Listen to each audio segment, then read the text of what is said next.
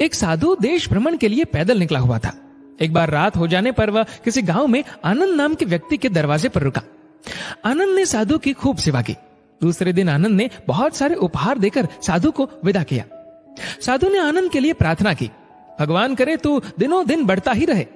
साधु की बात सुनकर आनंद हंस पड़ा और बोला, अरे महात्मा जी, जो है ये भी नहीं रहने वाला। साधु आनंद की ओर देखता रह गया और वहां से चला गया। 2 वर्ष बाद साधु फिर आनंद के घर गया और देखा कि सारा वैभव समाप्त हो गया है।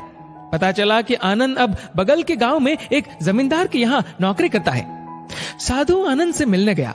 आनंद ने अभाव में भी साधु का स्वागत किया, जो से चला गया। 2 वर्ष बाद साधु फिर आनंद के घर गया और देखा कि सारा वैभव समाप्त हो गया है। पता चला कि आनंद अब बगल के गांव में एक जमींदार के यहाँ नौकरी करता है। साधु आनंद से मिलने गया। आनंद ने अभाव में भी साधु का स्वागत किया, झोपड़ी में फटी चटाई पर बिठाया, खाने के लिए सूखी रोटी दी। दूसरे दिन जाते समय साधु की आंखों में आंसू थे। साधु कहने लगा, हे भगवान, ये तूने क्या किया?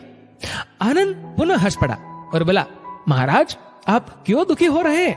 महापुरुषों ने कहा है कि भगवान इंसान को जिस हाल में रखे, इंसान को उसका धन्यवाद करके खुश रहना चाहिए। समय सदा बदलता रहता है और सुनो, ये भी नहीं रहने वाला। साधु मन ही मन सोचने लगा, मैं तो केवल भेष से साधु हूँ, सच्चा साधु तो तू ही है आनंद। कुछ वर्ष बाद साधु फिर यात्रा पर निकला और आनंद से मिला तो देखकर हैरान रह गया कि आनंद तो अब जमींदारों का जमींदार बन गया है। मालूम हुआ कि जिस जमींदार के यहाँ आनंद नौकरी करता था वह संतान विहीन था। मरते समय वह अपनी सारी जायदाद आनंद को दे गया। साधु ने आनंद से कहा, अच्छा हुआ वो जमाना गुजर गया, भगवान करे अब तू ऐसा ही बना रहे। ये सुनकर आनंद फिर हंस पड़ा और कहने लगा, महाराज, अभी भी आपकी नादानी बनी हुई है। साधु ने पूछा, क्या ये भी नहीं रहने वाला?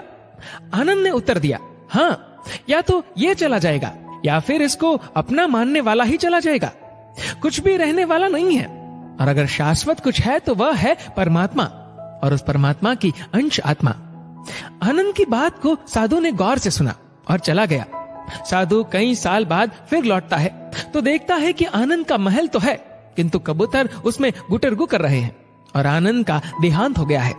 बेटियां अपने अपने घर चली गई, बूढ़ी पत्नी कोने में पड़ी है। साधु कहता है, अरे इंसान, तू किस बात का अभिमान करता है?